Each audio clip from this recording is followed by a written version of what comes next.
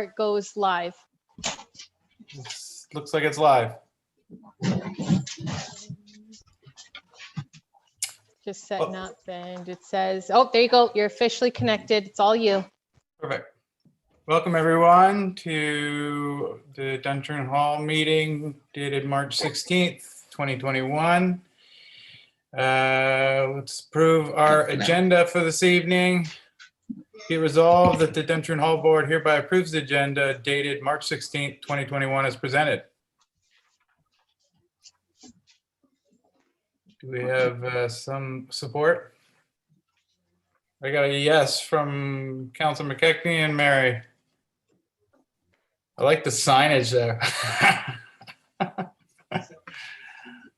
Disclosure of pecuniary interest and nature thereof. If you have anything related to, well, I think we all have interest in this meeting, but no pecuniary interest. Anyone? Nope. Okay. Approval of the minutes dated February 16th, 2021. Be it resolved, the Duntroon Hall Board hereby approve the minutes dated February 16th, 2021 as presented.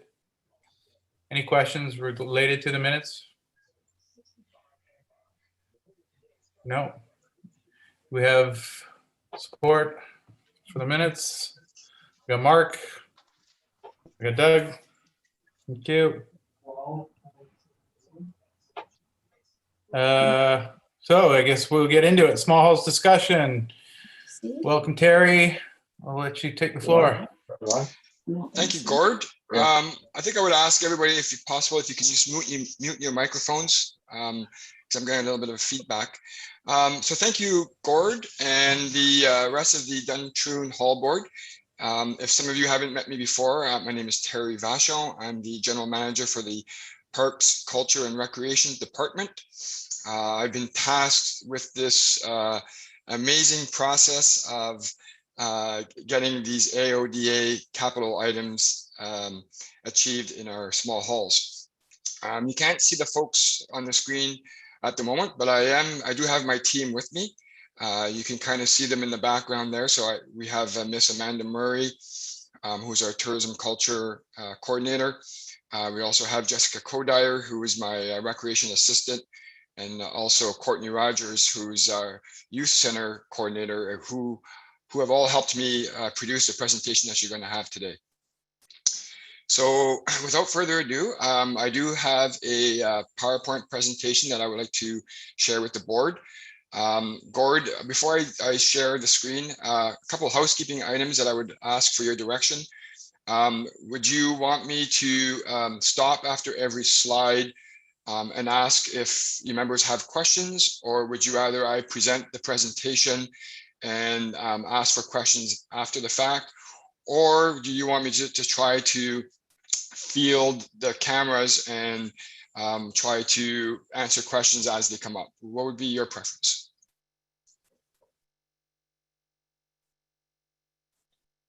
I think you muted there, Gord, sorry.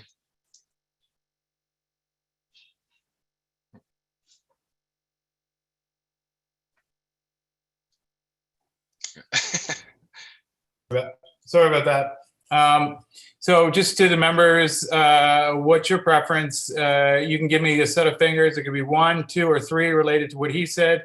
Do we want to have a discussion after every slide? Do we want to wait till the end, or do we want to ask questions as we go? I got questions as we go. I've got wait till the end. Yeah, so put up your fingers now. 2. So you want to wait till the end, Doug? Or yeah, Dave? I think having seen this before, I think basically wait till the end. It would be my recommendation. But if there is something that somebody definitely wants answered as we go, yeah, I think maybe jump in. But essentially, we try and hold off on most questions till the end. Yeah. Certainly not after every slide. We'll be here all night. Yeah. Okay. Yeah, I agree. And so, if anybody was just to jot down what slide their question was as they were going through, then it's easy to come back to what it was. I assume, Terry, you can back up to any one slide and say, we're here or whatever. Absolutely. Yep, for sure. Yeah, so keep notes. Awesome. Everyone, thank you. All right, thanks, Gord. So I will share my PowerPoint with you all. Let me put this on full screen. And so that slideshow from the beginning. All right. And let me just move this little screen out of the way. There we go. All right. Thank you, everybody. So you'll see this evening, this is the Duntroon Hall is actually the first hall that we're meeting. But we will be meeting all 6 halls within the next couple of weeks. So Duntroon Hall, you're the first on the list. The presentation this evening is in 2 parts. The first part will be information that I will provide on behalf of our department and on behalf of council, which really the intent there is to educate and provide a lot of information to the Duntroon Hall board so that you get a real sense for some of the concerns, the issues, all the options that are on the table. We really want to educate the hall boards to understand that information. Perhaps we'll take a quick break at that point, depending on how long it takes for me to present the slides.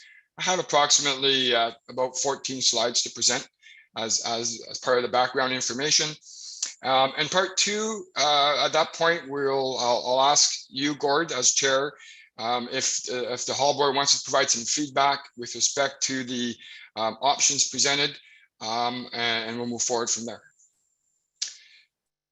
So first slide we have is how do we get here? What's the main objective? So we captured here that our main objective is to make final decisions on the AODA capital projects. Most of you hall board members are aware this has been going on for a while, anywhere between 6 to 10 years. We've been aware of these renovations that are required, and now is the time to hopefully get it done, get something done. So how do we get here? I don't know if you may or may not know, but the Ontario provincial government implemented accessibility standards to help businesses and organizations to remove barriers to improve the accessibility in 5 key areas. These standards are part of the Accessibility for Ontario with Disabilities Act passed in 2005. From there, there's 3 main rules that the province put in place. The first one is that all directors and officers of a corporation has a duty under the subsection 4, and who fails to carry out that duty is guilty of a major offense. Now, the province has in place, minor offense, intermediate offense, and major offense. And on a major offense, on a conviction, it's liable to fines up to and not more than 100,000 a day. So pretty significant offenses if they come into play. As we know today, the government has not enforced these offenses yet, but we're told at some point in time they may come into play. The second key point is that the council of every municipality having a population of not less than 10,000 shall establish an accessibility advisory committee or continue any such committee that was established before the date this section comes into force. So Clearview Township qualifies as one of those municipalities, and we do have in place an accessibility advisory committee. The third point is that by January 1st, 2016, which has obviously passed, corporations with 50 plus employees need to make new or develop public spaces accessible. No new dates have been updated by the AODA Act, and we're supposed to have a fully accessible Ontario by 2025. So these are some of the major points of the standards that have been put in place by the provincial government. Some of the timelines that council has set for us as staff, as well as for themselves and hopefully the hall boards. You could see here that we are, the first block was for council to direct staff to begin this process. Last year, April of 2020, staff engaged the company by RJ Burnsides to create a AODA report, which would provide the hall boards, council, and staff updated financials and updated standards for those AODA requirements. That report was received back in April 2020. In February of 2021, so just last month, actually in between there, I should say that during this year's budget deliberations, council, decided at that point that they were tired of waiting. They wanted to get this process going. So at that point, they decided that even though we're still in the pandemic, even though we're meeting through Zoom, they still wanted staff to get this process going. So last month, council had 2 brainstorming sessions where they brainstormed options for hall board volunteers to consider. They reviewed quite a bit of the same information that you will see this evening, and we've met those timelines. We're now into March and April 2021, whereas we're meeting the individual hall boards and making public presentations as such. We've decided to do that in the month of March and April. Hopefully in the month of May of 2021, we want to bring back the hall board's preferences that they choose to council and hopefully make final decisions. And ultimately, at some point in time between June and September 2021, implement these decisions for capital projects. So these are our timelines that we've set for ourselves. Some key financial notes that we want to share with the hall board today. So the reserve. So council has been setting aside funding for the last 5 to 6 years in preparation for these projects. As of December 31st, 2020, council had $1.266 million in the account in the reserve for these projects. This year, in 2021, there will be another $250,000 added to the budget, to the reserve, with a projected balance of $1.5 million. We further broke that $1.5 million divided by 6 of the halls that we know require AODA renovations. If we break that down, it represents approximately $252,000 per hall. This does not include the station on the green. The station on the green, again, we'll talk a little bit about it a little bit later, but they were not included in the RJ Burnside report. But if we would include them as being the 7th hall, then it would further break that down to approximately $216,000 per hall. We also know that it costs the township approximately $9,000 annually to insure the 6 halls. Another key point is that at the moment, we also know that interest rates for commercial operations are quite low, anywhere approximately at 2%. So if there was a time to take a loan to pay for some renovations, now may be a good time. Finally, on this slide, we also know that there are operational expenses that are some savings or some lost revenue that the township provides to the hall boards. Such items as water and sewer expenses. There are some solar revenues on some of the halls, snow removal, some grass cutting, garbage, promotion, obviously some staff resources from our finance department and our department. We don't actually know what that fixed number is. It's an unknown variable amount because it's just part of the general operations of the township. But it is worth noting that those services are provided to the Duntroon Hall Board. So part of the 2019 Burnside report, they provided us estimates, again, as of 2019, of what it would cost to bring all 6 halls up to 2019 AODA building code standards. Burnsides use a contractor specializing in these fields, some historical cost data from similar projects, and or current construction cost data published by the RS Means Company. That's how they determined these prices.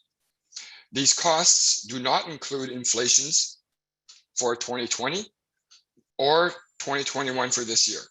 And I'll talk about inflation under slide number 5.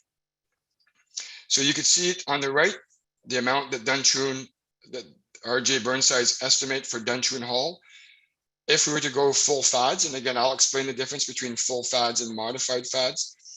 But if you would go full fads, it's approximately $1.66 million. Modified fads, approximately 820. And again, I'll explain the difference shortly. Also, just to clarify the Sunnydale here, you kind of see two different cost estimates. And that's because in 2019, the Sunnydale Hall had permission from council to explore the cost of just renovating the entrance of their hall and not all the items in the Sunnydale Hall. So the number that you see in front of you is $450,000 for the entrance only, and then $520,000 for the rest of the AODA requirements of the hall, for a total of $970,000 for full fads. That's why they have two. All the other halls, there's one number that's presented. Again, I've captured here on the bottom that, you know, the reserve that we have in place is approximately 1.5 million for 2021. And if you break that down per hall, you could see the amounts and compare those amounts to what it would cost to renovate the hall. The inflation effect, this is something that the RG Burnsides were quite adamant about in their report. They estimated that the cost of inflation for the capital improvements would increase approximately 5% per year. So if we take the full fads amount of 6.5 and we took the modified fads of 4.1, you would add 5% to these amounts per year due to the increase in costs. For this table's purpose, I only use the fads amount and I increased it by 5%. So that would be 327,000 or 207,000 for the modified fads. So as of last year, the 6.5 and the 4.1 would cost approximately 6.8 and 4.3.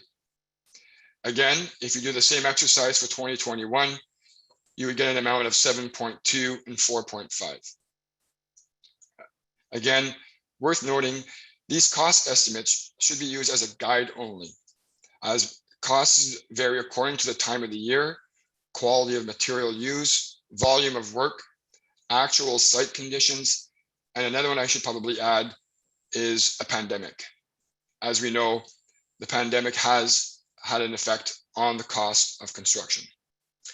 We further went to the StatsCan and took out what they estimated would be the increase for different components. So this is, again, just to educate and inform the Duntroon Hall Board.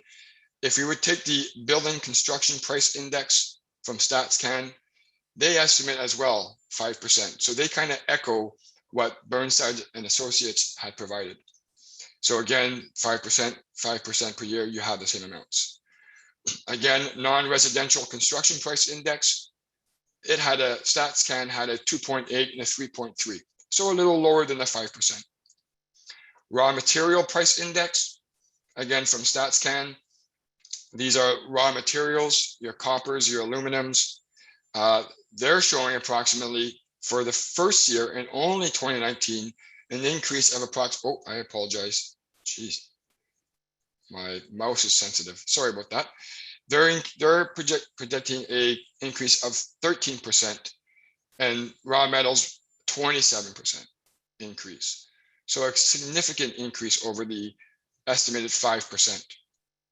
Finally, there's the industrial product price index, which represents more your lumber and wood. Again, StatsCan predicted a 10% increase. And again, it's seasonally adjusted, or a non-seasonal adjusted of approximately 44%. So extremely high inflation. Again, under the comments, the high demand for softwood lumber for construction and renovations, coupled with low production capacity over the course of the year, are mostly behind the rise in prices. I also heard today that even the price of lumber, such as 2x4s, have even doubled or even tripled. So again, you don't know the true number until you actually go out for a bid or for a tender. But these are some numbers that we can look at for increases. So we feel that the 5% that's been provided by Burnsides and Associates is a pretty fair number to look at. So if we take those numbers and we take those increases. So originally in 2019 for the Duntroon Hall was a 1.6 or 800,000. If you take those 5%, add them up, again, you're looking at a 1.8 or 900,000.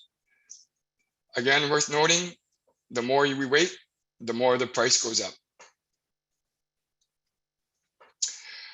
Another key slide that we wanted to share with the Duntroon Hall board is we want to make the boards aware that council and Clearview Township have some significant investments to make in the very near future.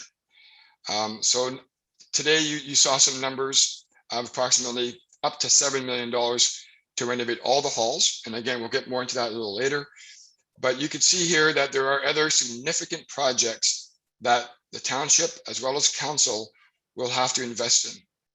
So again, the Collingwood Street Bridge, Stainer Water Services, Creemore Sewer Plant, Creemore Water Solutions, Fire Public Works Building, Stainer Sewer, representing approximately $66 million, not including any renovations to any halls.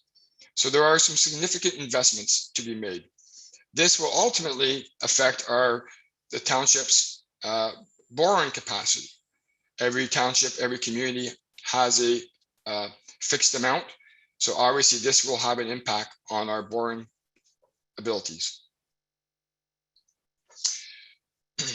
Again, when we did the brainstorming session with council, we brainstormed all the issues and concerns that council or the township will have to make at some point in time in the future.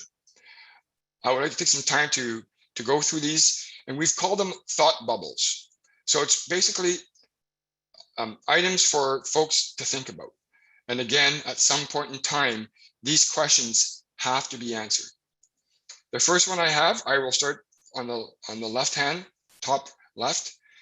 The first question that has to be asked is, do the hall board volunteers want to commit for 5 to 10 years of managing a hall, managing renovations, and ultimately continuing to fundraise? That's going to get answered at some point in time. The second one, bottom one, if volunteers do not want to commit at one or all the halls, does council want to keep the buildings, or do they want to direct another department to manage those buildings? So if the board is fed up and they don't want to manage these buildings anymore, what does council want to do with those buildings? The third one, does the existing autonomy of the hall boards, do they still work for you? The relationship that you presently have with council, does that still work? Fourth, should the existing role of the township change with operating community halls? So does council still like the relationship? Do they still like the way the boards are set up and how they exist? Fifth, is the existing usage of the halls meeting our residents' needs? Private functions versus public programming. Again, all these thought bubbles is not just for the Duntroon Hall. These are for all the 6 halls that they have in Clearview Township. Please keep that in mind. Sixth, how will council decide fads or modified fads?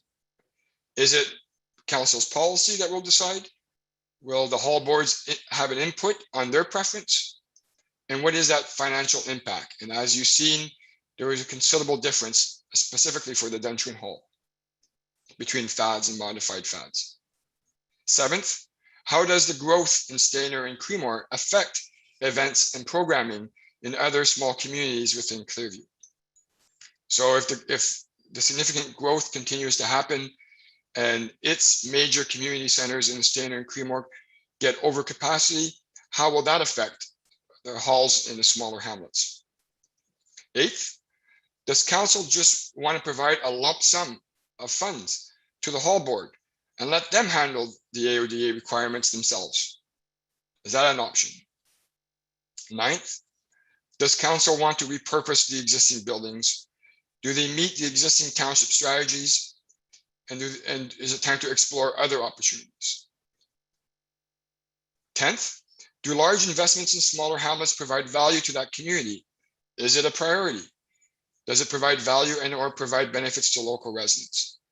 So is investing funding, so is taking the $1.5 million and investing it in the hall, is that the priority for council, and is that a priority for that smaller hamlet? Or should that money be invested somewhere else within that smaller hamlet? 11th, will it impact the community if one settlement area loses a hall, but others are retained and invested in? What does that look like?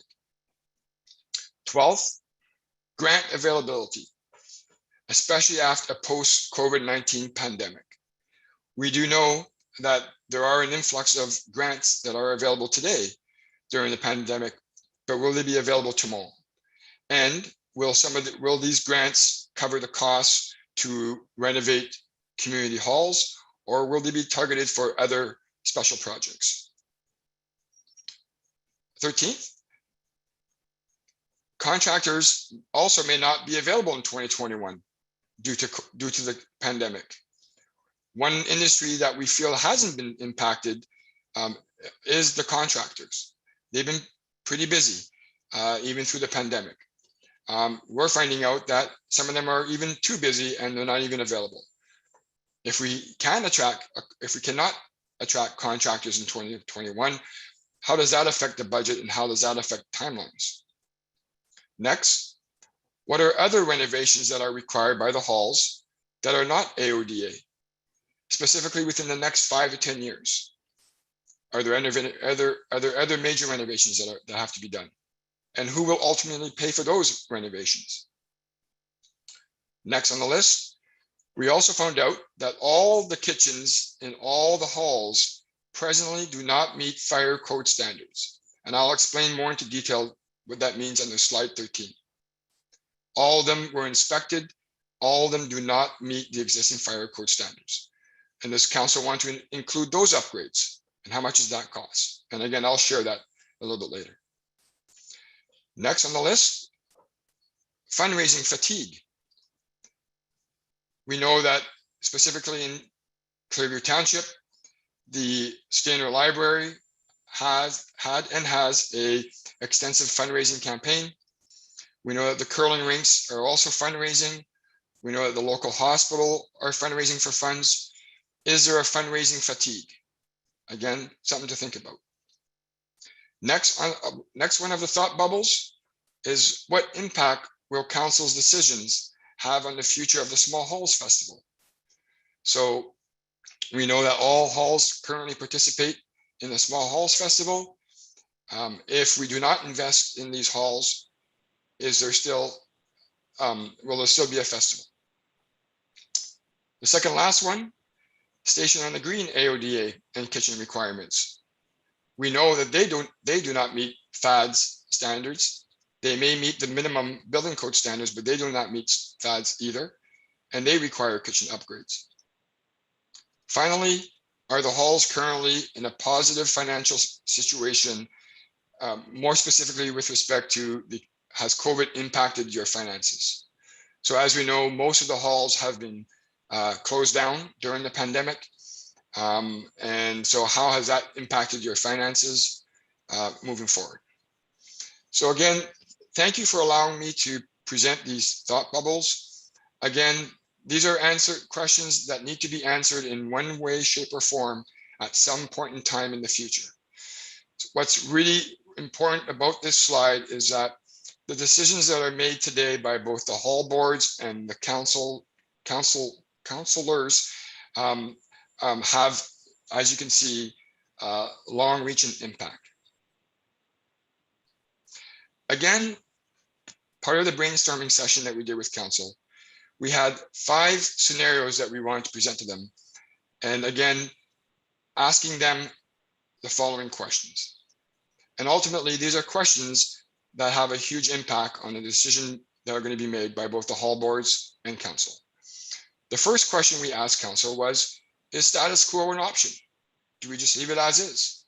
Pretty much like we've been doing for the last 6 years. If yes, for which halls? All the halls? Some of the halls? Which ones?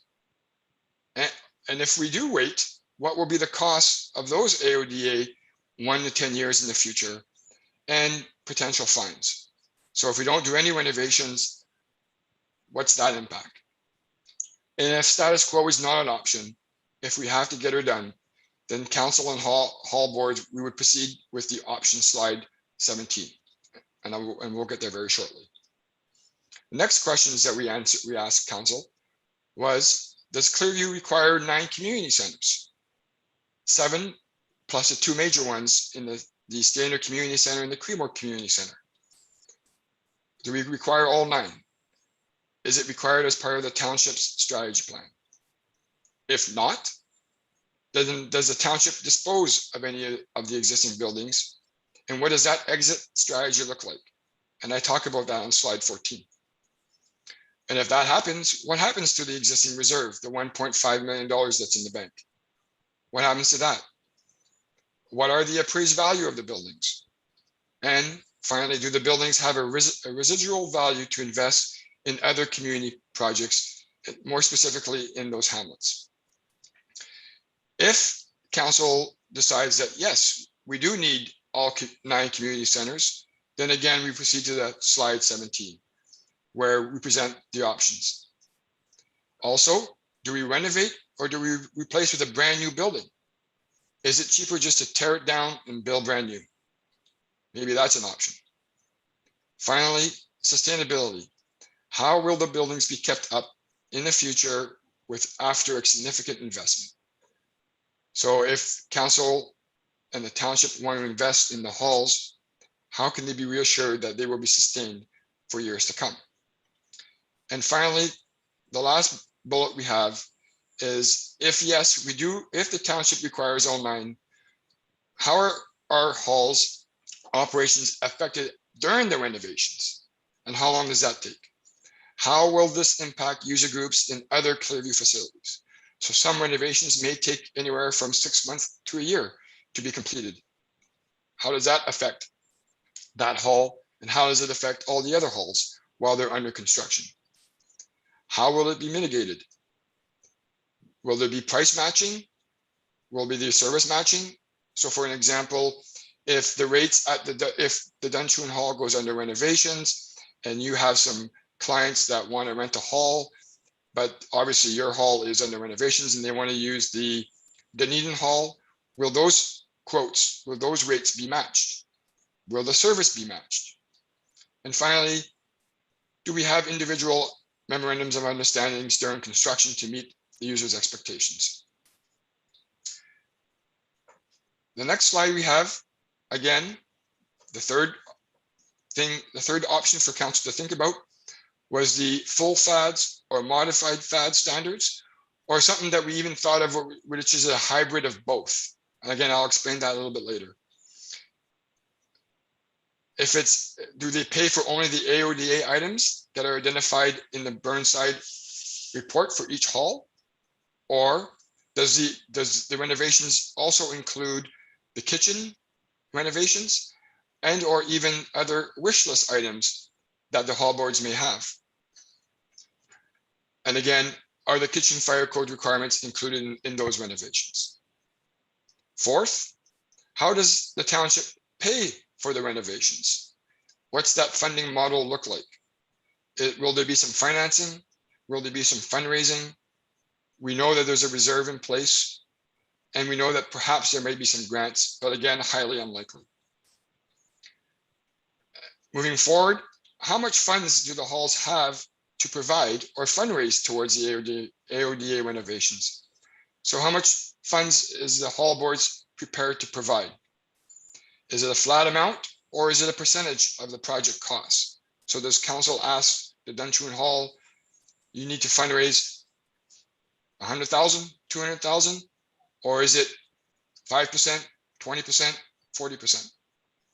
how much money is still outstanding from the previous renovations and for which halls.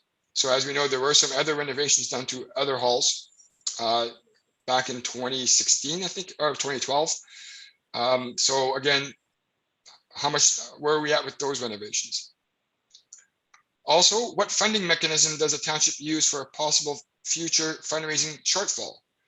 So perhaps the hall board say, yeah, we're in for an X amount, but what happens if you don't commit to that amount? What happens if you don't pay for it? How does council protect that shortfall? And finally, the fifth one, does council conduct public consultations, and how do you measure community support? So does council go out to the public and ask their opinion and get their feedback? If yes, what are the questions that they would like us to ask the public? And what does council want to know? And again, if yes, what methods does the township utilize to gather information during COVID-19? Our hall chair, should we just have hall chair meetings and public meetings at each hall, surveys? How does council gather that information if they would choose to consult with the public? And if not, does council want to make decisions on behalf of the public and the hall boards?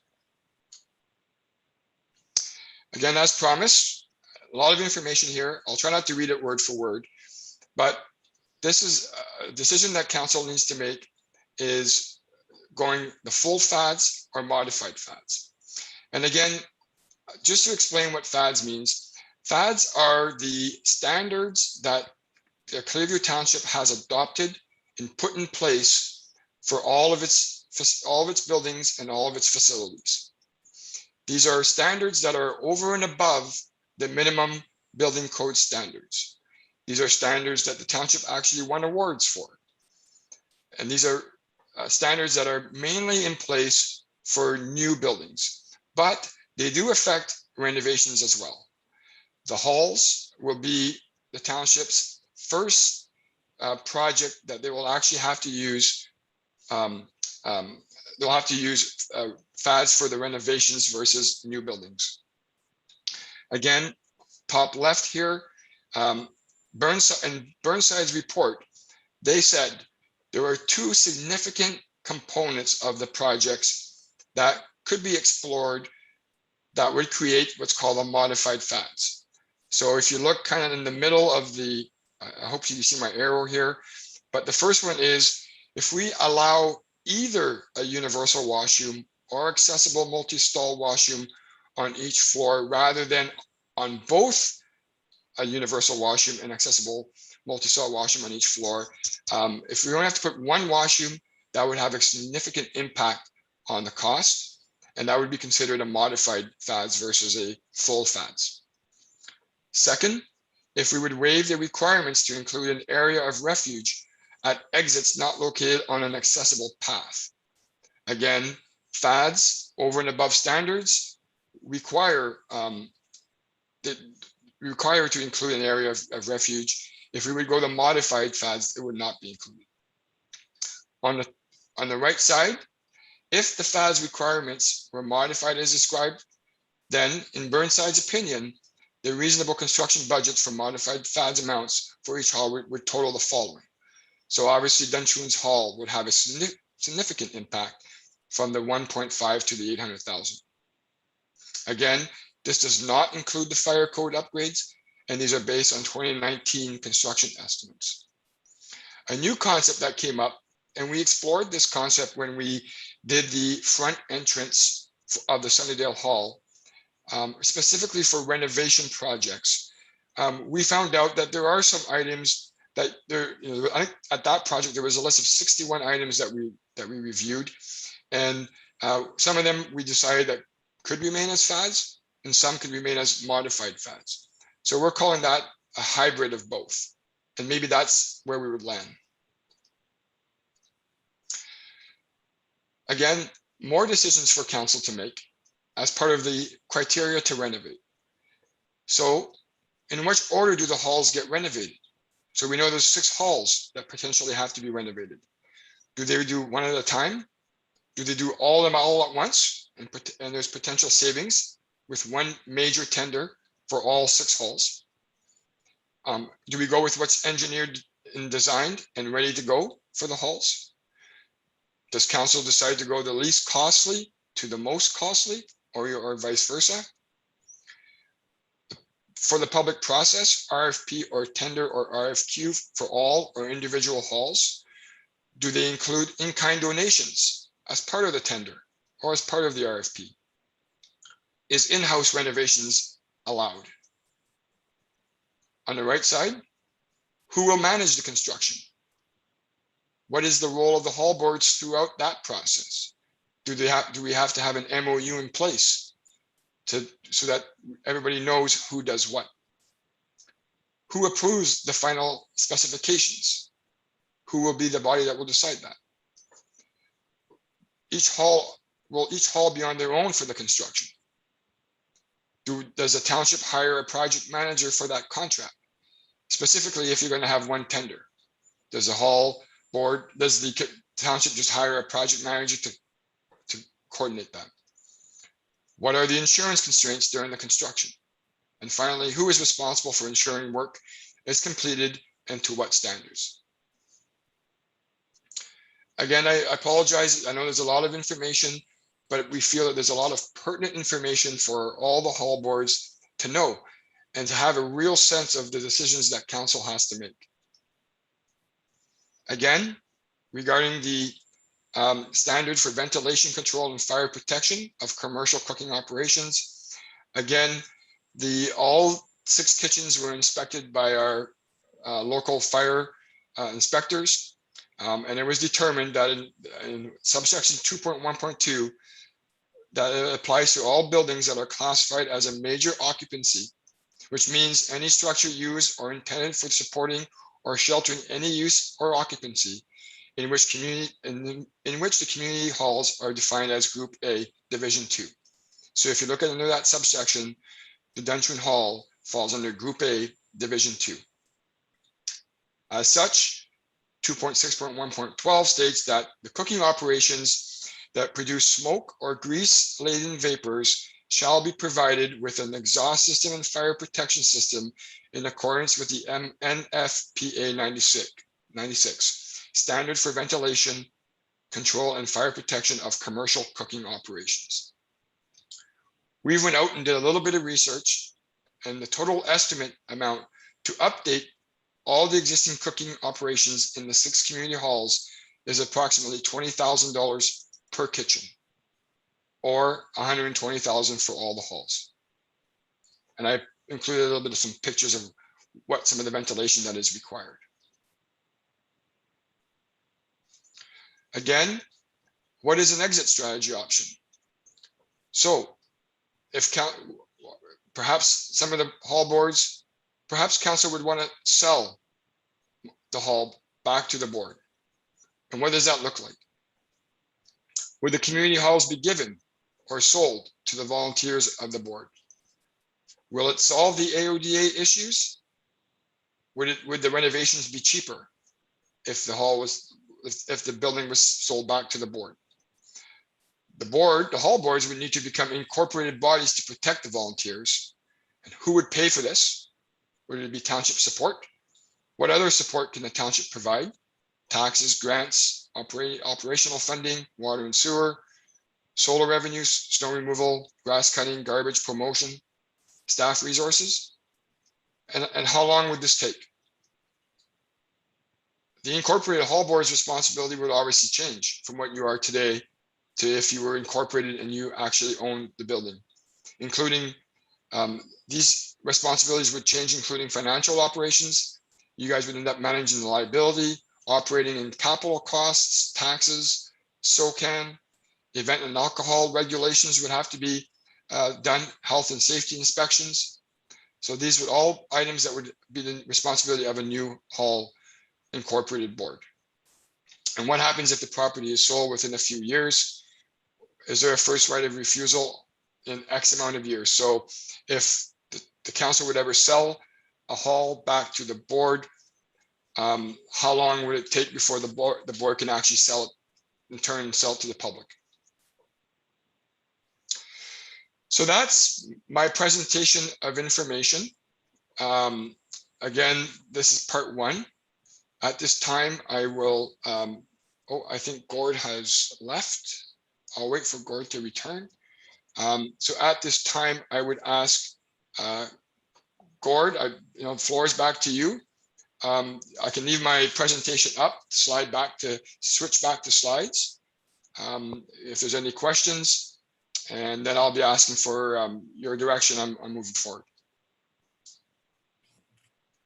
Okay, I guess open the floor to hall members.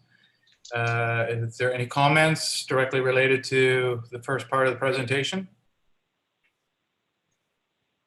Can you see everybody, Gord, just to make sure? Can you see all the members, or do you want me to stop sharing my screen? Hold on a second. We're getting there. Yeah, no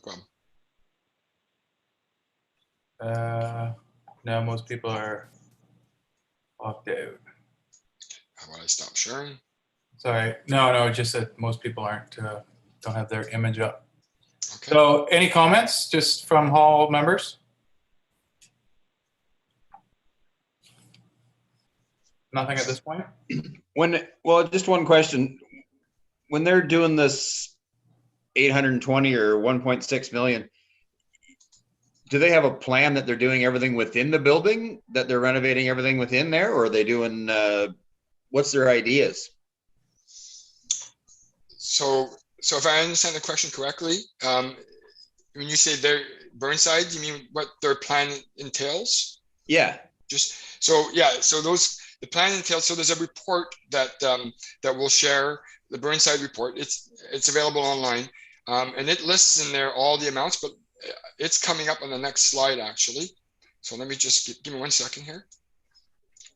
As part of the presentation, let me just go from the current slide here. Give me 1 second. Again, I apologize. I thought maybe the board has already seen this, but let me just go here.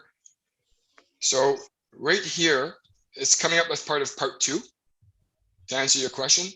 And then in here, it's Burnside has stated what all the renovations is required. So I'll go through this in a second. I just thought I'd give it a bit of a break. Okay, no, that's fine.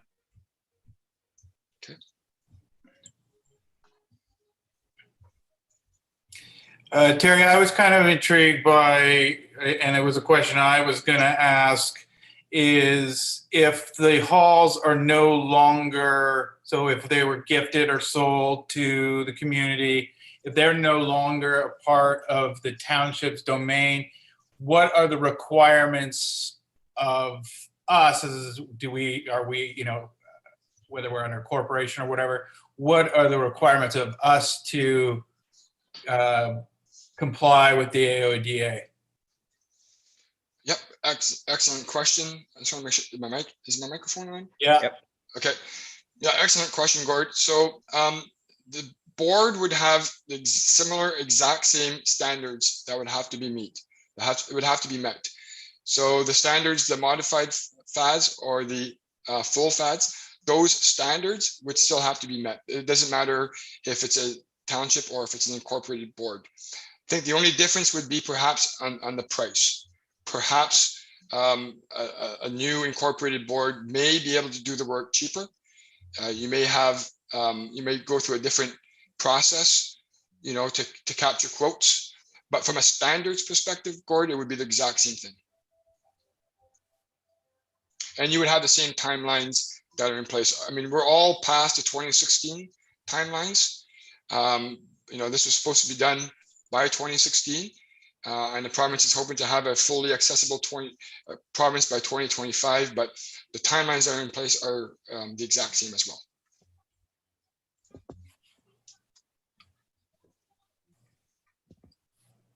Did I answer your question, Gord? Or Yeah, it does. okay. Yeah, I'm just trying to see if there was Oh my God. a different route to compliance and just how it changed in different ownership. Yeah, council had the exact same questions as well. Or can I jump in here? Yeah. Hi, it's Doug. How are you? Um, you're you're going in the right direction because you're asking the good question about how do we make this a little less impactful financially, or is there a difference in requirement from the AODA standards for the building being a publicly held public trust building to a privately held private building? And so there's still a few questions up in the air about that. I would like to meet with Scott McLeod, of course, who's our chief building official, and get some straight information from him about that as well. I know Terry has already met with him as part of his team. They've had discussions. But I look across our community and I see there are examples of some buildings that are private. A couple of good examples are legions, churches. They're privately owned, but they're publicly accessed. And so the current AODA standards, as I understand it, and I've done a lot of looking into this, believe me, Gord, all of our building has to be AODA accessible. The only exception are utility rooms. So for instance, the room that has the electrical panel or the room that has the water heater doesn't have to meet those standards. That's the entire public building has to be compliant according to the provincial regulations. So that's why it's becoming very problematic. So if you think about it, every washroom, every kitchen countertop, access to the stage, everything has to be accessible. So I'm just putting that on the table. So I appreciate your question, Gord, but I don't know if Terry would be able to fully answer that because he's also not a building official, and we haven't got a clarification on that fully understood. Is that helpful? Yeah. Yeah, that's where I was trying to go with it. Is there some way that we can change the ownership into a private? Because that is what I was figuring would be the only way to get around the AOD completely. There's got to be examples out there, so I think that'll just be a research of, like you say, the churches, the legions. There's got to be another, opportunity out there that there may be an institution that we can latch onto or help us in this regard potentially.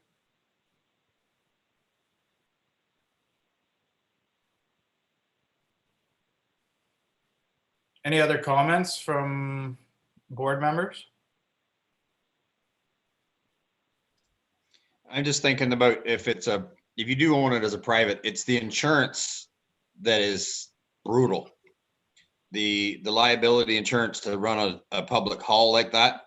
I know the township gets a much better rate than we would as private citizens. I know even at the church, our fire and liability insurance is a big ticket that you have to do a lot of fundraising to pay for that.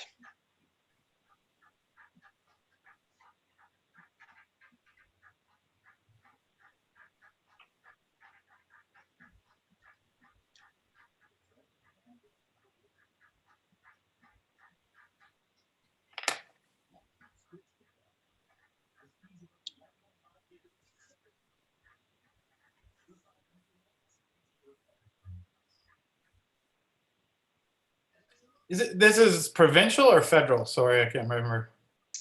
It's provincial, Gord. Provincial. Yep.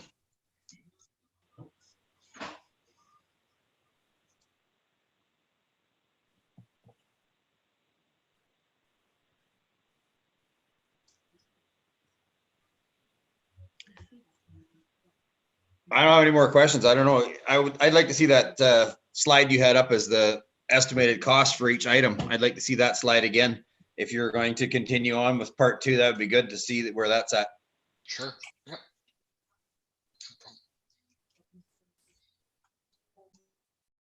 So Gord, did you guys want to take a quick break, or do you want me to proceed? How's everybody feel? People want like a little 5-minute break? If you want a 5-minute break, put up your hand. If you want to just keep going, keep your hand down. All right. All right. Keep going. Okay. All right.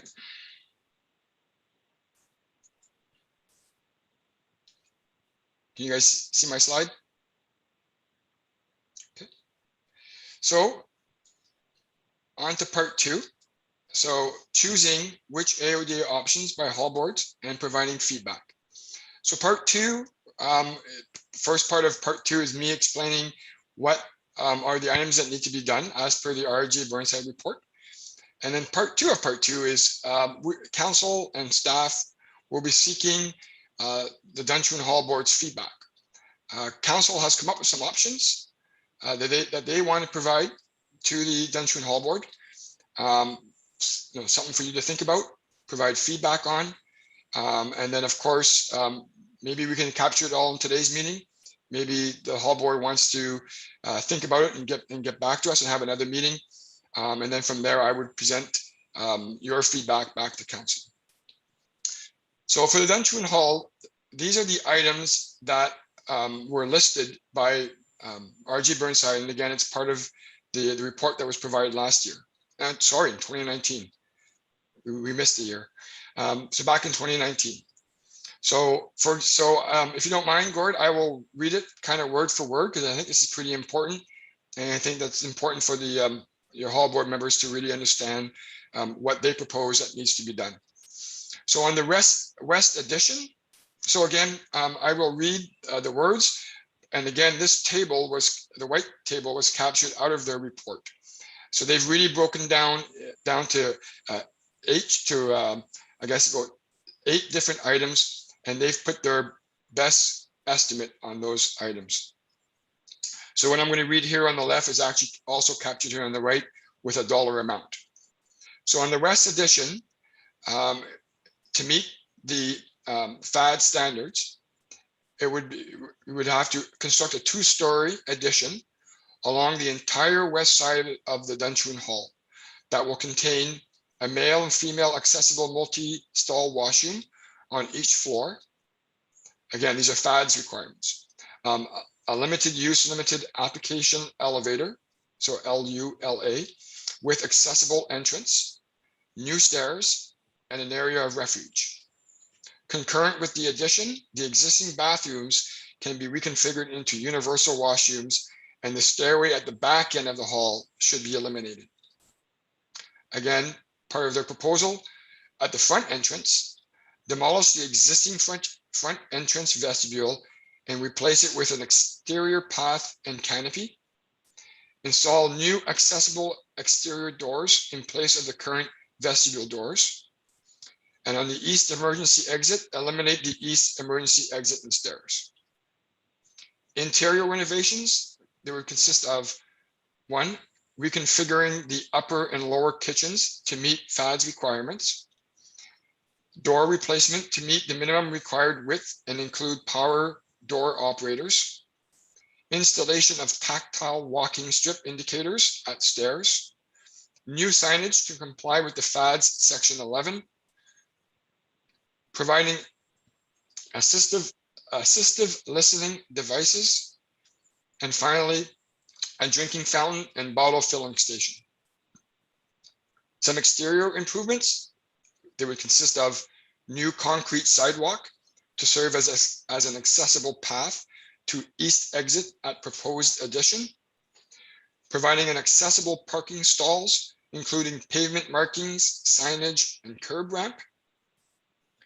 Third, provide an accessible picnic table location on an accessible path surrounded by firm level surfacing.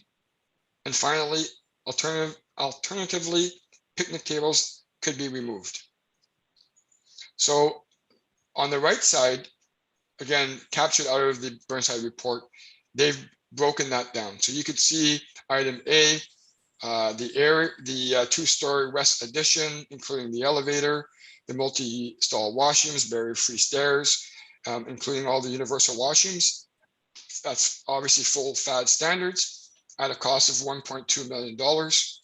Demolish the front entrance vestibule, new canopy and doors, approximately 49. Again, please keep in mind 2019 estimates. C, eliminate the east upper exit, 5,000. Upper kitchen renovations, allocate allowance 80 grand. Lower kitchen, 30 grand.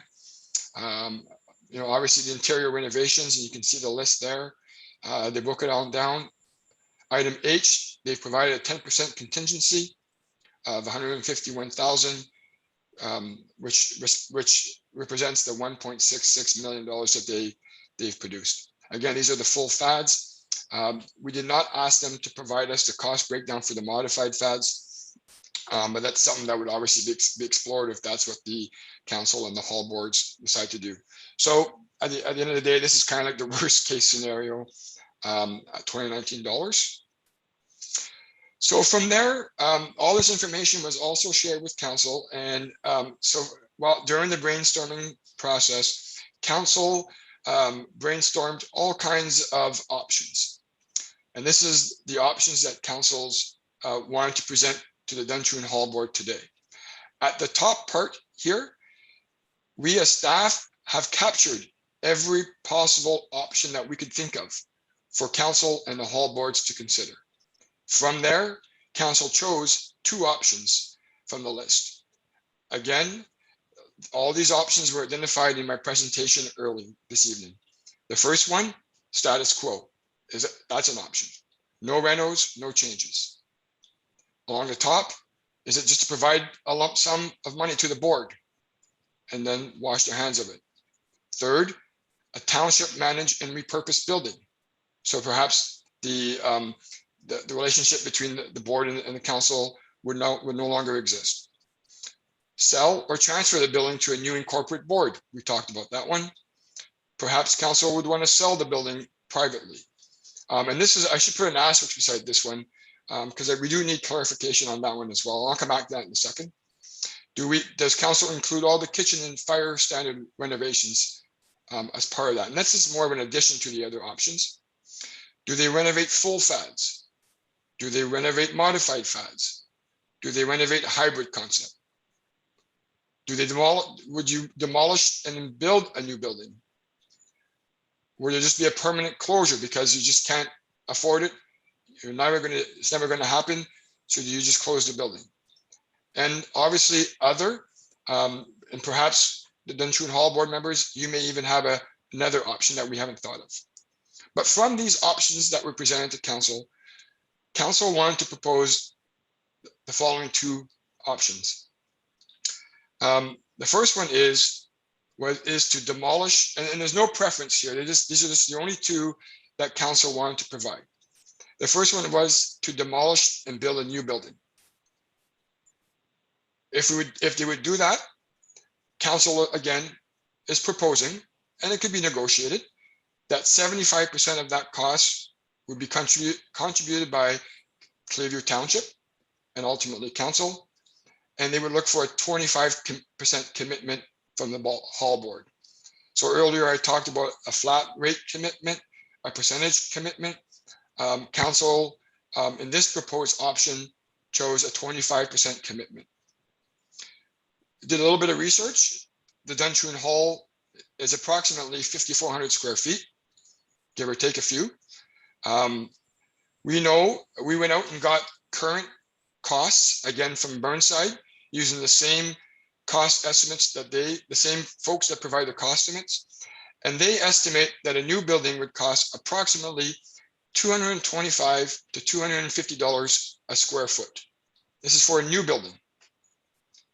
So if I took the average, so $240 a square foot, a number in between, that would represent an amount of approximately 1.3 million for a new building. If we break it down from a 75%, 25%, you're looking at about a $975,000 that could be provided by the township, and looking at a $325,000 commitment from the hall board. There was also talk about perhaps taking the existing footprint and making only a 1-story building, no elevators, no basement, fully accessible, full fads, and actually maybe making it even bigger than what it is today. We know that there's additional land and space that's available at that location. There's a lot of land, a lot of space, and perhaps a bigger building may be an option. So again, a number that we use was 7,000 square feet. So it's a little bit bigger than approximately 1,200 square feet bigger than what you have now. Again, this is just a proposed size. Of course, that could be discussed. Again, if we use the existing $225 to $250 a square foot, again, I use the median of 240. You're looking at approximately 1.7 million for a new building. Again, 1.275 from council, approximately 425,000 from the hall board. There was talk about perhaps adding possible breakout rooms to a new building. And there was also talk about maybe it would be cheaper to operate a new building versus an old building. Perhaps there's some energy efficiencies. Obviously, elevators come at a cost to maintain. And obviously other future renovations that maybe you may or may not know of. Obviously, a new building would cover that, and it would obviously be cheaper for the board to operate in the future.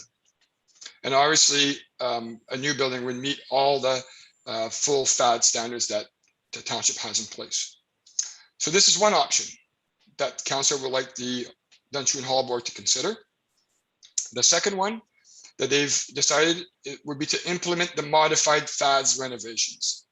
So council is willing to, for renovation purposes only, to implement modified FADS renovations. Again, council would be looking at a 75-25% commitment. Again, the financing details is to be determined.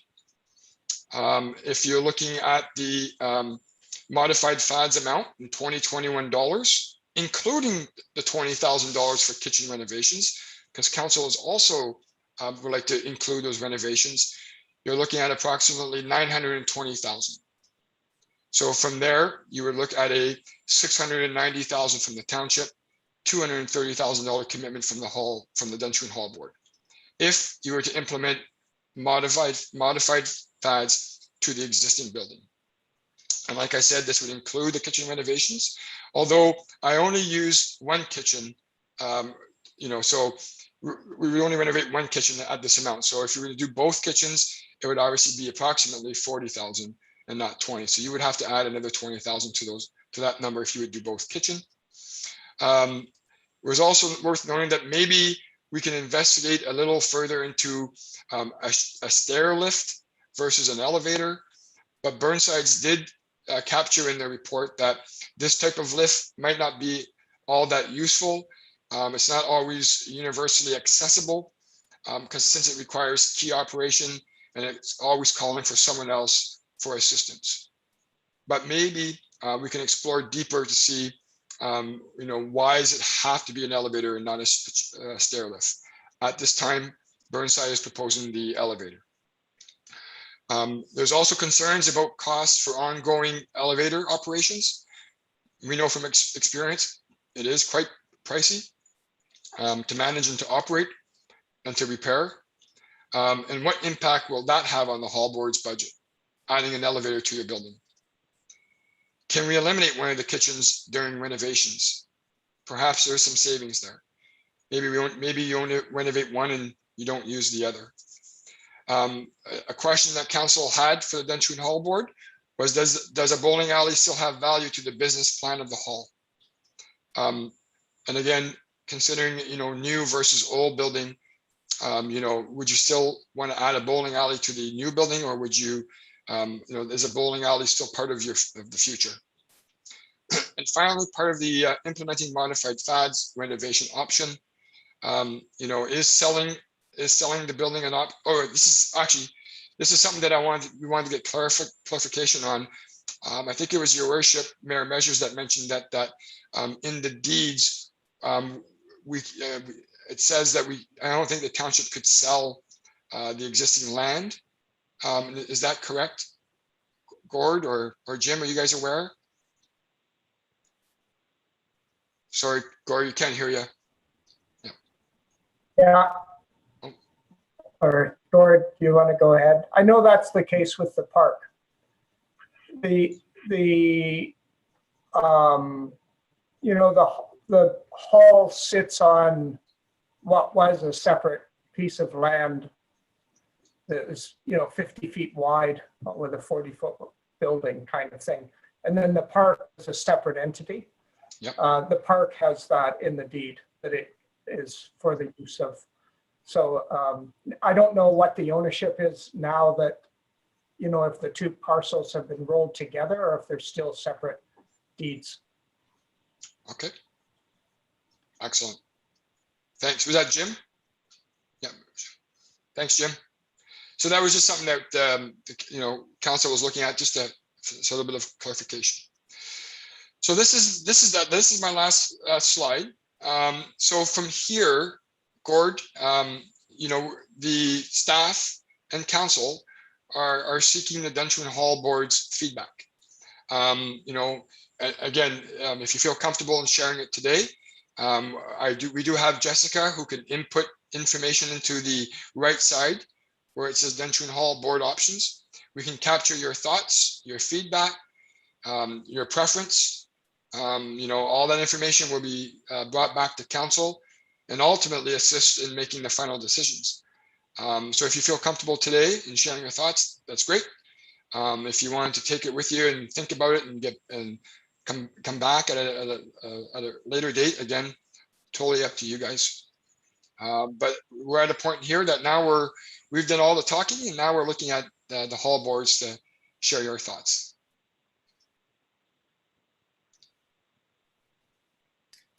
If I could, just a couple. Oh, sorry. Go, Jim. Just Terry, just so to set the record straight, just for the building is quite a bit taller than you're thinking, or larger. I mean, it's 4,000 square feet per floor plus the entry right now. Right. So just that'll throw those numbers for a bit of a loop. So it's over 8,000 square feet of floor area. And just for clarity again too, it's upstairs, there's no kitchen, it's just a bar. Okay. There's only one kitchen in the building. Okay. Thank you for that, Jim. Yeah, and when I was capturing the square footage, it was just the one level. It was just the footprint of the space of the building on the land. So if you were to propose a one-story building and you would match the existing square footage, it would only be 5,400. I'm aware that if you add both, but if you would do a new proposed one-story building and you would only use the existing footprint, you would be using approximately 5,400 square feet. That's where I was putting that number in. But I understand your point as well. Yeah, like if you were to take both levels of the building and put them side by side, you'd get approximately 8,000 square feet. And that's where we proposed at 7,000 square feet. That's where that number kind of came from, was that if you kind of wanted to say capture 1 3/4, you'd get approximately 7,000 square feet. Okay.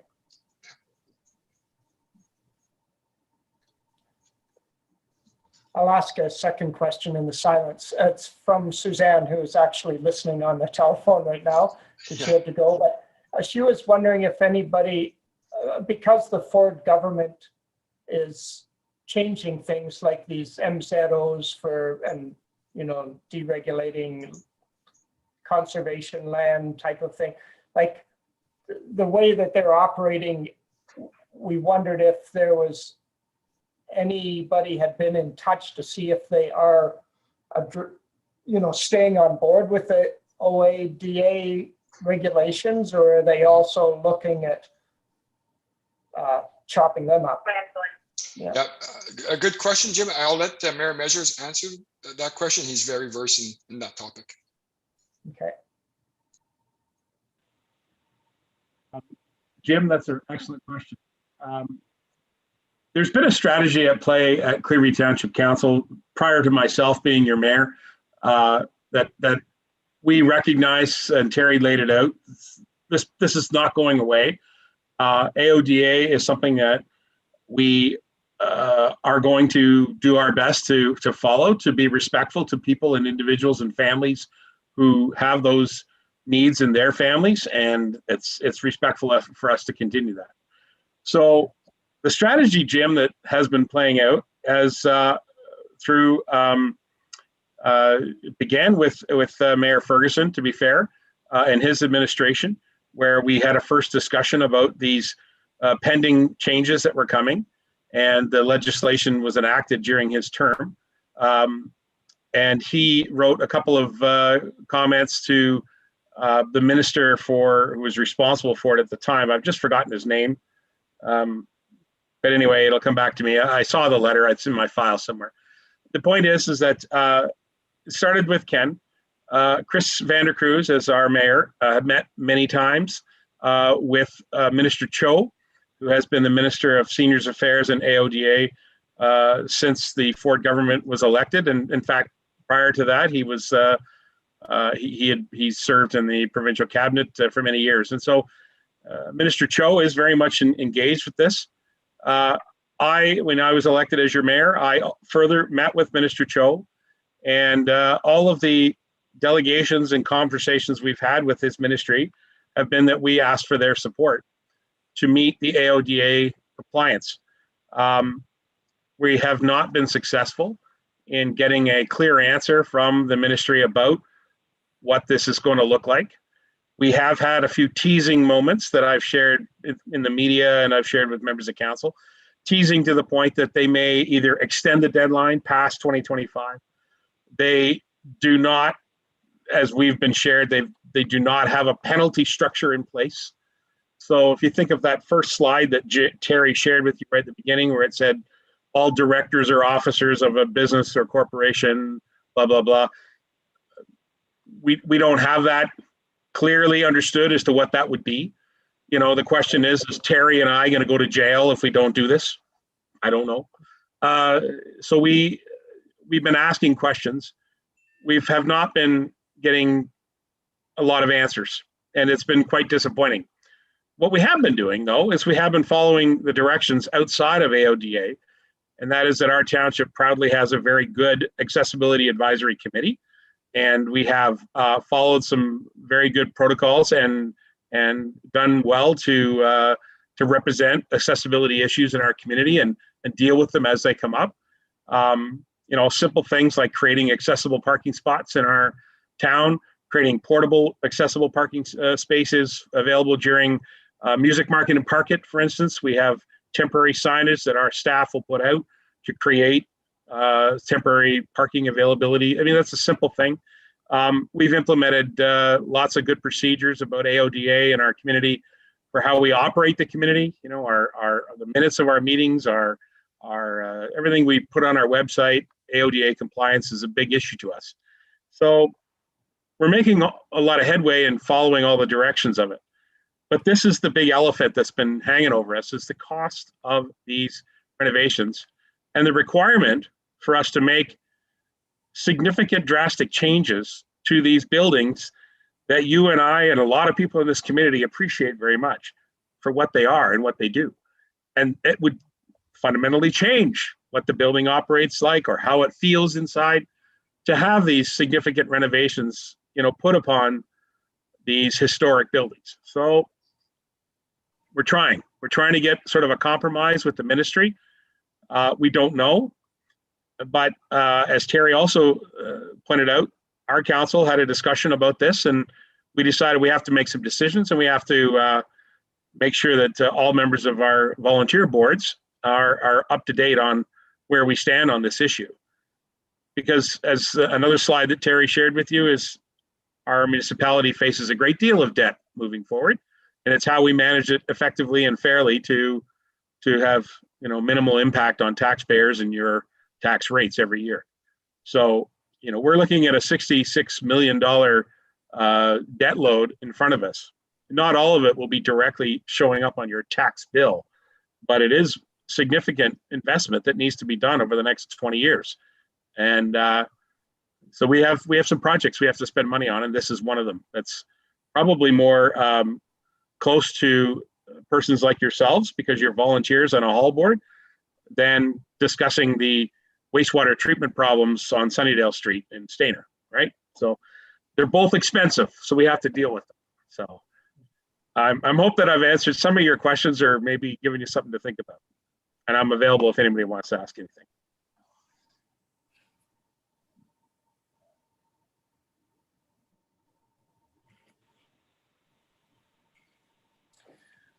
My personal preference would be for our hall to have a closed discussion about this and just sort of see how people feel before we make any direct discussion on the options. Just to let it percolate a little bit too, to look at the numbers and to look at the options a little closer. I mean, there's a lot of information that we just are just given to consume.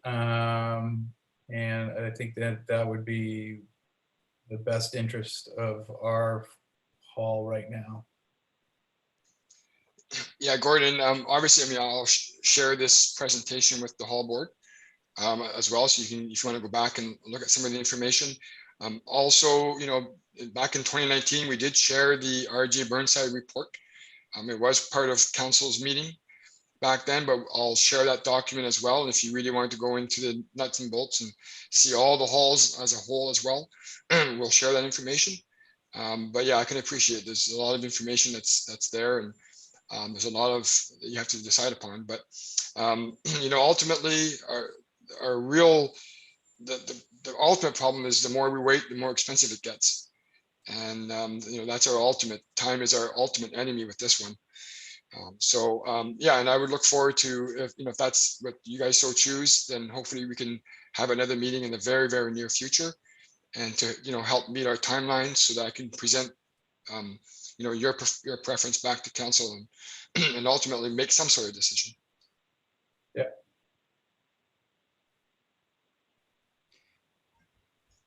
I had a question. Sorry, Doug. Yep. Ask you a question. Go ahead. Are we limited to their design and their plan only, or I know Jim's an architect, I'm a contractor. We have other ideas of how we see things working, and are we limited to what they only proposing, or are we allowed to come up with our own ideas that may or may not be on a cheaper budget than what they're proposing?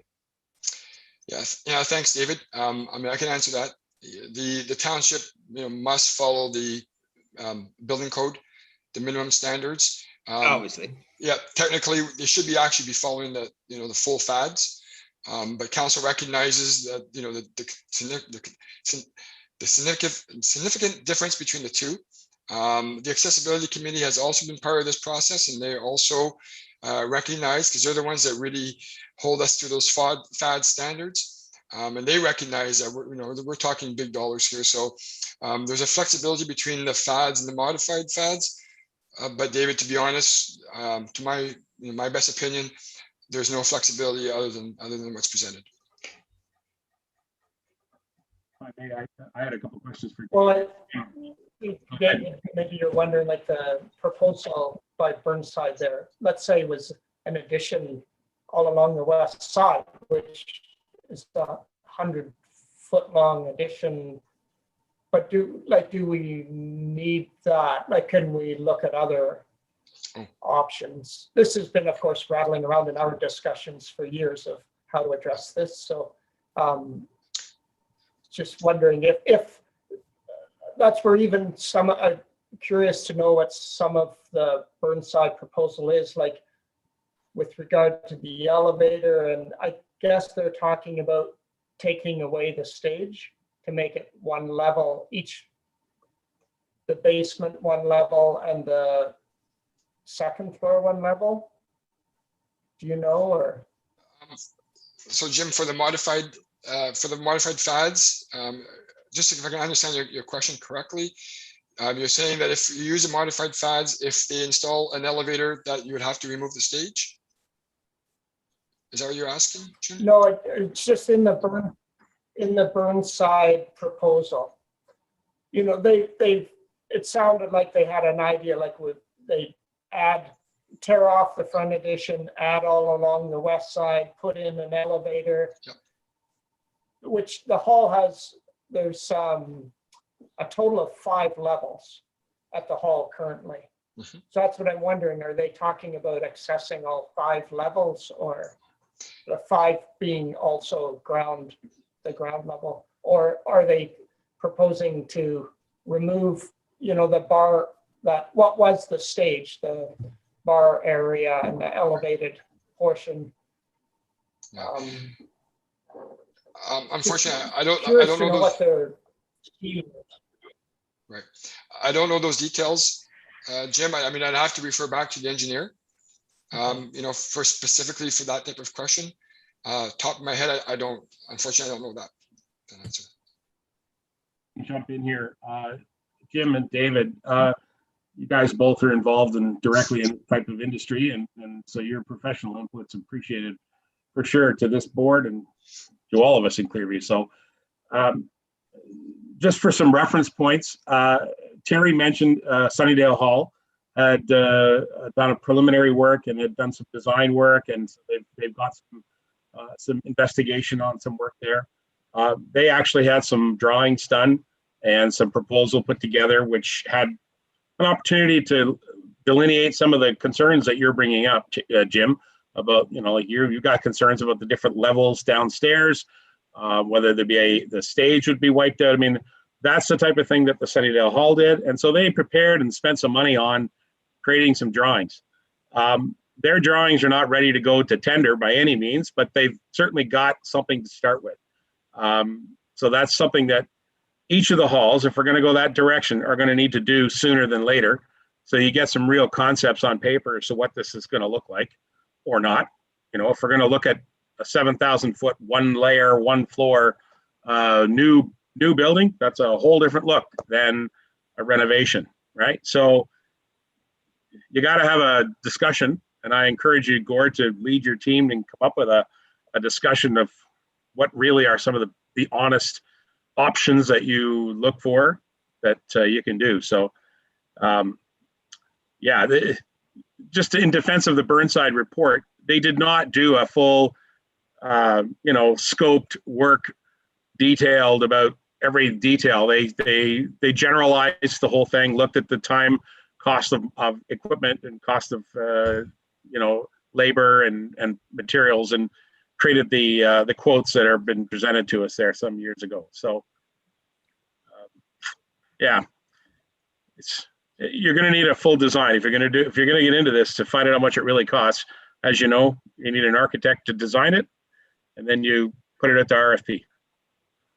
Yeah, Mayor Doug, in your experience when you're mentioning about you looked into the FAD's requirements quite a lot, and that every space other than the service rooms needs to be accessed, is that also the case with the modified FADs? Like in terms of these conditions where we have at the back of the hall, the two other kind of half levels? Right. Just for reference, for anybody who doesn't understand it, Facility Accessible Design Standard, FADS, is the document that the township adopted. Many municipalities across Ontario have a similar type document, and it outlines building code parameters. The one big thing in this whole document is about accessible washrooms and the turning radius within accessible washrooms based on the turning radius needed for someone who's in a accessible mobility device, a machine or something.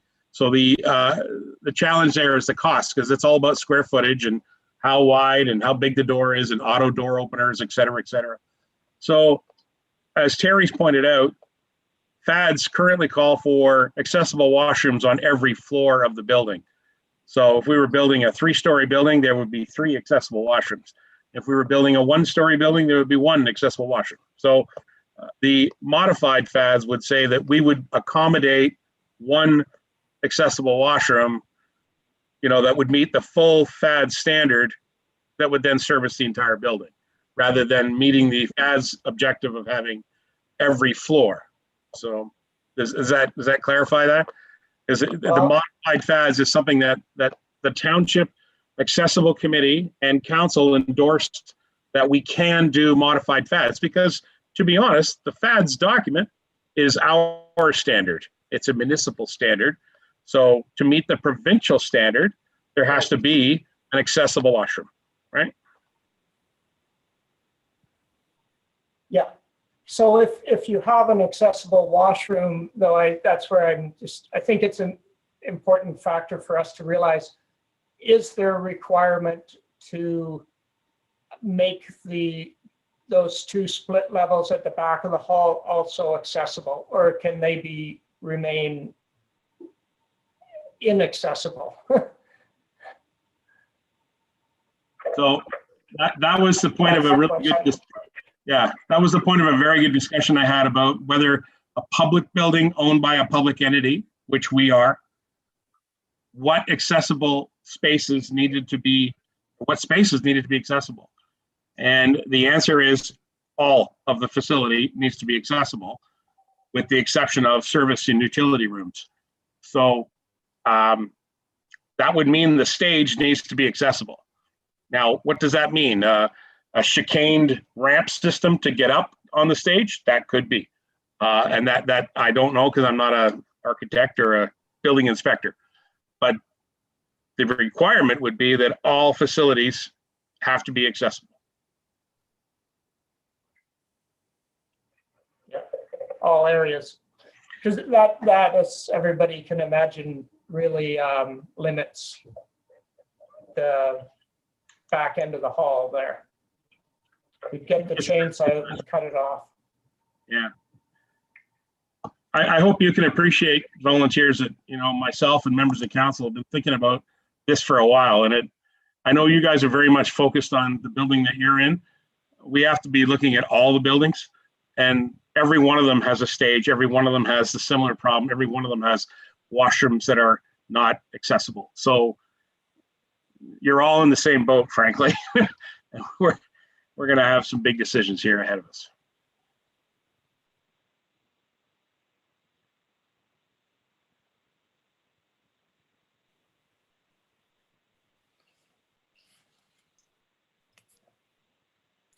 There was a reference made to the buildings being historical. Is there any historical designation to any of the buildings? You talking all 6 halls, Gord, or just referring to your building? Any of the halls, yeah. I haven't been here long enough to know that. Perhaps your worship does, but to my knowledge, no, they're not. They have not. They're not. There's no bona fide historical. Do they have like a historical amongst the community? Yeah, but like a bona fide historical, not to my knowledge. And is there any implication on historical with regards to the AODA? That's a real challenge, because that also was asked of the ministry, and they advised us if it's a publicly owned building, we have to make it accessible. And so a place like Queen's Park has to be accessible, and they've spent a lot of money making Queen's Park accessible, right? So if you've ever visited even one of those old historic buildings, you'll see that they have ramps and elevators and tactile devices on the floor everywhere, all at the expense of provincial tax dollars, of course. So, and it's the right thing to do, isn't it? It is the right thing to do. The challenge there is that, the question is, are all of the MPP's offices accessible?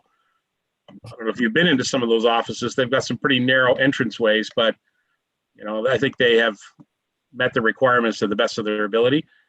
I don't know. You'd have to speak to the building inspector team and see where that goes. Yeah, and then you think of the arenas. Are any of the arenas accessible? Sure, they put in accessibility in them, but pretty limited.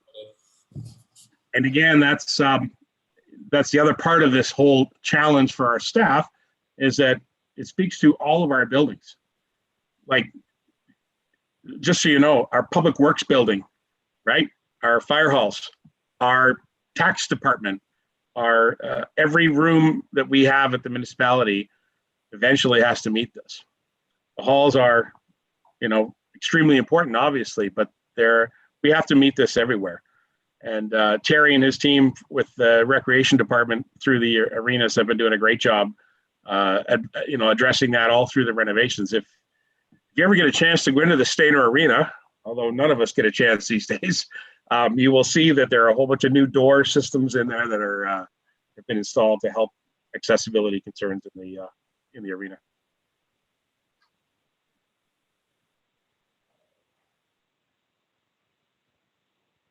Do we know how other some other municipalities are confronting the, like, are there any examples on how this is being approached? Or has been dealt with, I guess? Put that to Terry, actually. Terry, have you talked to other municipalities? Yeah, I mean, can you guys still hear me? Yep. Yep. I mean, I know of a few. Again, I'm fairly new to the area, but I know that, like, I think it was Oromadante or even Springwater, there are some halls that they kept. There are some halls that they got rid of, that they sold. It's all over the board. I haven't seen yet a community that you know, kept and renovated all the halls that required accessibility. You know, it was a bit of a hybrid decision. Keep some, close some, sell some. So most of the communities has done that approach with their community halls. I mean, Oromadante and Springwater, the two closest ones I could think of who went through this exercise and who has and made those decisions. And so they've actually, have they, what in their instances, do you know, with their halls, have they fully updated them? Like, have they done a full fads, or have they done a modified fads, or? So I don't know that those complete details, Gord, but I don't know if those communities even have FAD standards. Again, like your worship mentioned, the FAD standards are only Clearview Township standards that we've adopted for ourselves. So I don't know if they have their own quote unquote FAD standards. I'm not sure. And I don't know either to what level or what extent those renovations were done for the halls that they kept, unfortunately. I could find out for you and provide that information back to you, but Sure, if you wouldn't mind, it would be nice to just see, or, you know, even have discussion with one of, you know, another community hall that's gone through it and what they've experienced and what they've done and how it's worked for them. Sure, yeah, I'll reach out to both communities and get a little bit of history.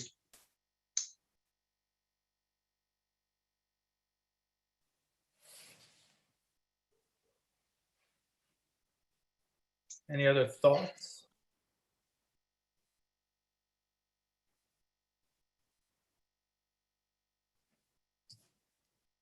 And is the FADS outline on the town website? Yeah. Yes. Yep. I'll my email to you, Gord. I'll have this presentation. I'll have the Energy Burnside report, and I'll provide some website links as well that you can share with your board members that refers you to these documents.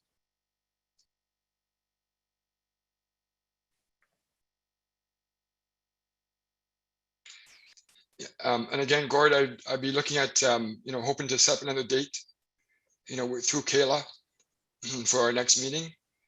You know, we do have a lot of meetings. I have 5 other halls to meet as well, and but we're, you know, we don't want to lose track. We want to keep momentum.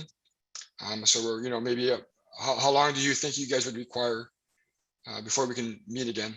I mean, we meet every month, so I think this will be a, you know, a core part of our next meeting. So yeah, I mean, we'll meet again. I mean, we could push it up a little bit. We'll see availability, but definitely April. Be able to get back to you. Okay, fair enough. Appreciate that. Yeah, thanks, Gord. And even in the meanwhile, Gord, if you know, you or your board have any other clarification questions that you may think of, I mean, you know, I appreciate we've given you guys a lot of information this evening, but as you kind of digest it, you may have other questions. Again, I'm just an email away or even a phone call if you want to fire that off to me, and I'll get back to you as soon as I possibly can. Were there any physical design, like you talked about Burnside's plan, is there any like physical plans, design plans to look at, or is it just like a guesstimation sort of? Yeah, okay.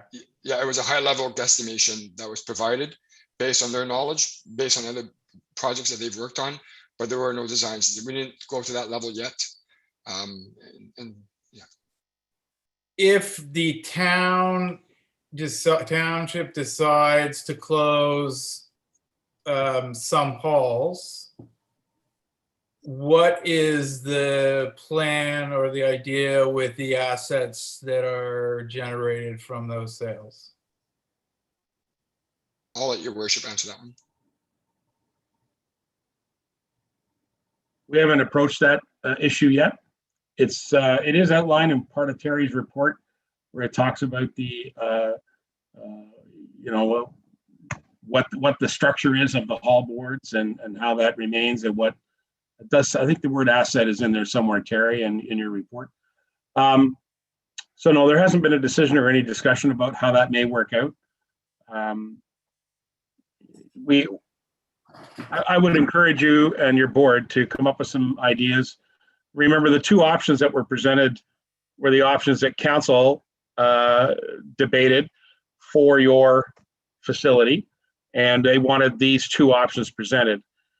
If Terry was to put the page back up again, you could see there were a whole bunch of options across the top that you could bring up. If your board feels that there's other options in there, then that you want to bring forward, please do. Unfortunately, council will be required to make a decision eventually. Yeah, there you go. That page right there. So there's the whole top of this page has many opportunities there for us to discuss and talk for hours, right? And what you could do or couldn't do. So we don't have any ideas in there yet. The only other option, of course, was the whole idea that it be transferred into a privately held incorporated board. And the purpose, of course, for an incorporated board is that it protects the officers of the board who would then be responsible for the building if you create an incorporation. So there would be costs involved in that, and it wouldn't be something that would be done in a matter of 2 weeks. I said to the members of council, I said, if there's any of our boards wanted to go down that road and literally take complete control and ownership, I would suggest it would probably be a 24-month process, because it would take that long to get all of the agreements in place and outline the responsibilities of the corporation of Clearview, supporting a new incorporated board. And so we would probably be looking at a 24-month process to make that actually come to fruition. But these are the two options as Terry laid out that the council discussed, and Terry's reassembled it so that we can present it to everybody. Okay, Gord? Yeah, perfect. And Gord, if I can add, I mean, we still have the word other. These are only the options that we thought of as part of the brainstorming process. Maybe there is another option that we just haven't thought of. Obviously open to those as well. I think something that I keep thinking would be, I know, like when the hall board discusses things further, the FAD document, I know Scott McLeod sent that to me years ago and I've looked through it, but is there a modified FAD document? Yeah, through you, Gord, Jim, the modified FADs is the minimum building code standards. Okay. That's what they're modified. So there's either the minimum building code standards or the Clearview Township FAD standards. Those are the two standards. Got it. And I did talk about a hybrid, which is something in between there. And back to maybe your original question, is there flexibility? There's no flexibility below the minimum standards, but there might be some flexibility between the FADs and the modified FADs. And we did find some items when we went through the Sunnydale Hall process, where there were some items that were, kind of quote unquote negotiated between the minimum standards and the FAD standards. But to answer your question, modified FADs is the minimum building code standards. Okay. Thank you.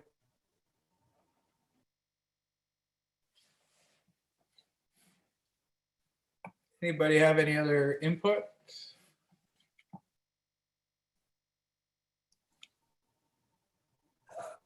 Suzanne asked if it would be, while we have a bunch of hall board members all connected here, even after Terry and the mayor and anybody has to go, whether we wanted to talk about this while it's fresh in our minds. Yeah, I'm good with that. Is that okay? Can we go sort of into a closed hall session here? Like, not live on YouTube? Can give you some advice, Mr. Chair. You can ask the clerk if you can conclude your meeting, and you guys can then meet to discuss anything you want. Like you would be sitting in somebody's garage over a beer, and that would be appropriate. The challenge there is that if you move the process of the board decisions forward, that's then technically breaking the spirit of the municipal act. So it's always good to talk. It's always good to have conversations. But I would encourage you not to, okay, we agree, that's what we're going to do. Yeah, notice it. Understood? 100%. Okay. And Gord, sorry, Gord, if I may, again, I just want to thank the Duntroon Hall Board. Typically in a normal world, we would have a meeting in your hall. I'd have a bit of a PowerPoint and some flip charts, and we would really have a brainstorming type of session. We're stuck with this Zoom format, unfortunately, and it's very difficult and very challenging to be able to communicate properly and communicate ideas, through the Zoom. So I appreciate your patience and your understanding with this format, and hopefully soon enough we'll be able to meet kind of face to face and maybe talk about this and maybe even look at some designs. Who knows? But again, I appreciate your time and your patience. Perfect. Thanks so much, Terry, for your Great work, Terry. Yeah, very clear. Super. Okay, so that concludes that discussion. Next meeting is slotted for April 20th, 2021 at 7 p.m. We'll further discuss whether we need to meet earlier than that, but that's what we'll set it up for now. And we'll adjourn the meeting. Be it resolved that the Duntroon Hall Board be adjourned at 7:52 on the 16th of March. So you're still asking for all the board members to stay on for a wee bit, though, right? Sure, let's have a little visit. Talk about spring cleaning. Can I just get a mover for that motion? I'll make that motion. Thank you, David. Perfect. Thanks so much. Bye, guys. Take care. Yeah, thank you, Terry. Thanks, Amanda.